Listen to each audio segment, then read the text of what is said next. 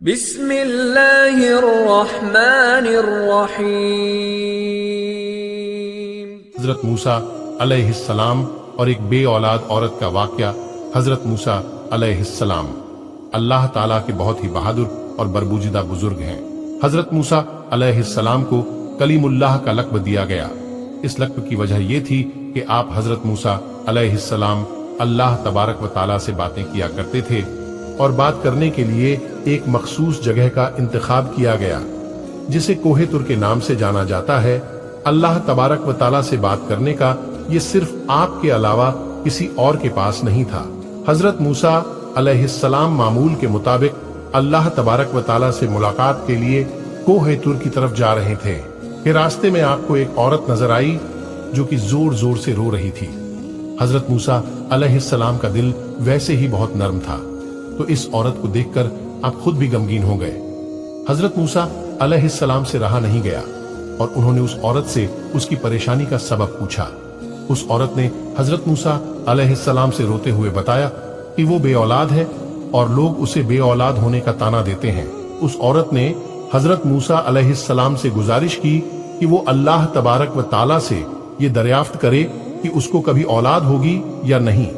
وہ عورت جانتی تھی کہ حضرت موسیٰ علیہ السلام اللہ تبارک و تعالیٰ سے ہم کلام ہوتے ہیں۔ حضرت موسیٰ علیہ السلام نے اس عورت کو یقین دلایا کہ وہ اللہ تعالیٰ سے اس معاملے کا ذکر ضرور کریں گے، اور اس کے بعد کوہ طور کی طرف روانہ ہو گئے۔ اللہ تبارک و تعالیٰ سے ملاقات کے دوران ہی حضرت موسیٰ علیہ السلام نے اس عورت کا ماجرا بیان کیا، تو اللہ تعالیٰ نے حضرت موسیٰ علیہ السلام کو بتایا کہ اس عورت کی قسمت میں یہی لکھا ہے کہ اسے کبھی اولاد نہیں ہوگی، اور اس عورت کو چاہیے کہ اس پر جو آزمائش آئی ہے اس پر صبر کرے۔ حضرت موسیٰ علیہ السلام یہ بات سن کر بہت غمگین ہو گئے۔ جب حضرت موسیٰ علیہ السلام کوہ طور سے واپس لوٹ کر آ رہے تھے تو راستے میں وہ عورت اسی جگہ بیٹھی ہوئی ملی۔ وہ عورت حضرت موسیٰ علیہ السلام کا ہی انتظار کر رہی تھی۔ حضرت موسیٰ علیہ السلام کو دیکھتے ہی آپ کے پاس آئی۔ حضرت موسیٰ علیہ السلام نے اللہ تبارک و تعالیٰ کا فیصلہ سنایا۔ عورت یہ سن کر اور زیادہ رونے لگی۔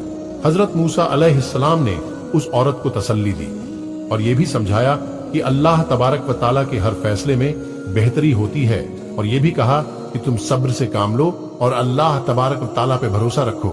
اولاد اللہ تبارک و تعالیٰ کی دین ہوتی ہے، وہ جسے چاہے بیٹیاں عطا فرمائیں یا جسے چاہے بیٹے، اور جسے چاہے دونوں ہی عطا فرمائیں۔ اس واقعہ کو بہت عرصہ گزر چکا تھا۔ ایک دن اس عورت کے گھر کے قریب ہی سے ایک درویش روٹی کا سوال کر رہا تھا۔ عورت کے کان میں جب اس درویش کی آواز پڑی تو اسے رک جانے کا کہا، اور کچھ دیر بعد اس کے لیے روٹی لے کر آئی۔ پھر درویش نے عورت کو اولاد عطا ہونے کی دعا دی، اور ایسا ہوا کہ اللہ تبارک و تعالیٰ نے اس درویش کی دعا قبول کر لی اور اس عورت اولاد کی نعمت سے نواز دیا۔ جب اس بات کی خبر حضرت موسیٰ علیہ السلام کے پاس پہنچی تو آپ حضرت موسیٰ علیہ السلام بہت حیران ہوئے، کیونکہ اللہ تبارک و تعالیٰ نے تو انہیں بتایا تھا کہ اس عورت کی قسمت میں اولاد کا نہ ہونا لکھا ہے، تو یہ کیسے ممکن ہوا؟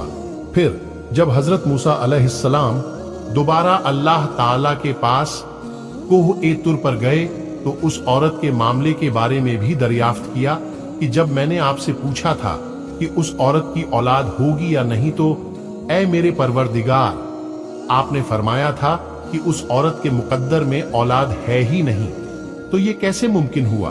اللہ تبارک و تعالیٰ نے حضرت موسیٰ علیہ السلام کے سامنے ایک شرط رکھی۔ آپ حضرت موسیٰ علیہ السلام کو انسان کا گوشت لانے کو کہا۔ جب اللہ تبارک و تعالیٰ انبیاء کریم کو کسی چیز کا حکم دیا کرتے تھے تو کوئی بھی اللہ تبارک و تعالیٰ سے سوال نہیں کرتا تھا، اسی لیے حضرت موسیٰ علیہ السلام نے بھی اللہ رب العزت کی اس شرط پر کوئی سوال نہیں کیا، اور اپنی بستی میں جا کر لوگوں کو اللہ کا حکم سنایا۔ بستی کے لوگوں کو اللہ تبارک و تعالیٰ کا حکم بہت عجیب لگا، اور سب کے دلوں میں خوف بیٹھ گیا کہ کہیں یہاں خونریزی نہ ہونے لگے۔ جب کوئی بھی اپنا گوشت دینے پر راضی نہیں ہوا تو حضرت موسیٰ علیہ السلام مایوس ہو کر اللہ تبارک و تعالیٰ کے پاس واپس کوہ طور پر جانے لگے۔ हजरत मूसा अलैहिस्सलाम कोही तूर की तरफ जा ही रहे थे कि रास्ते में उनको एक दरवेश बैठा नजर आया। उस दरवेश की आंखें बंद थीं और चेहरा आसमान की तरफ उठा हुआ था। उस दरवेश की जुबान पर बस अल्लाह अल्लाह का कलमा जारी था। हजरत मूसा अलैहिस्सलाम उस दरवेश के पास गए और उसे अल्लाह तबारक व ताला का हुक्म सुनाया। उस दरवेश ने आंखें खोलकर आपकी तरफ देखा और अपना बाजू हजरत मूसा अलैहिस्सलाम के आगे कर दिया और कहा कि मैं हाजिर हूं। उस दरवेश ने हजरत मूसा अलैहिस्सलाम से छुरी ली और अपने बाजू से गोश्त काटकर प्लेट में रख दिया। फिर आप हजरत अलैहिस्सलाम अपनी मंजिल की तरफ रवाना हो गए। आप अलैहिस्सलाम अभी कुछ दूर ही गए थे कि उस दरवेश ने आपको पुकारा और कहा कि हो सकता है कि अल्लाह तबारक व ताला ने गर्दन का गोश्त मांगा हो। फिर उस दरवेश ने अपने गर्दन का गोश्त काटकर आप हजरत अलैहिस्सलाम की प्लेट में रख दिया। हजरत मूसा अलैहिस्सलाम ने फिर से कोही तुर की तरफ कदम बढ़ा दिया। उस दरवेश ने आपको फिर से रोक लिया और कहा कि हो सकता है अल्लाह तबारक व ताला ने सीने का गोश्त कहाँ हो, और फिर उसने अपने सीने का भी गोश्त काटकर प्लेट में रख दिया। इसके बाद उसने अपने जिस्म के मुख्तलिफ हिस्सों का गोश्त काटकर प्लेट में रखा। हजरत मूसा अलैहिस्सलाम ने उस गोश्त से भरी प्लेट को कोही ए तुर पर अल्लाह तबारक व ताला के सामने पेश किया। अल्लाह तबारक व ताला ने हजरत मूसा अलैहिस्सलाम से पूछा कि ये गोश्त किससे लाए हो? तो हजरत मूसा अलैहिस्सलाम ने सारा किस्सा बयान कर दिया। अल्लाह तबारक व ताला ने फरमाया, ऐ मूसा, ये मेरे बंदे का मुझसे इश्क है, और इस इश्क की हद देखो कि उसने अपने तकलीफ का नहीं सोचा, बल्कि मेरी रजा और खुशी की खातिर अपने जिस्म का गोश्त काटकर तुम्हारे सामने रख दिया। ऐ मूसा, अब मुझे तुम खुद बताओ कि जो मेरा बंदा मुझसे इश्क में खुद से भी बेपरवाह है कि जब वह मुझसे कोई सवाल करे तो मैं उसकी दुआ क्यों नहीं कबूल करूंगा।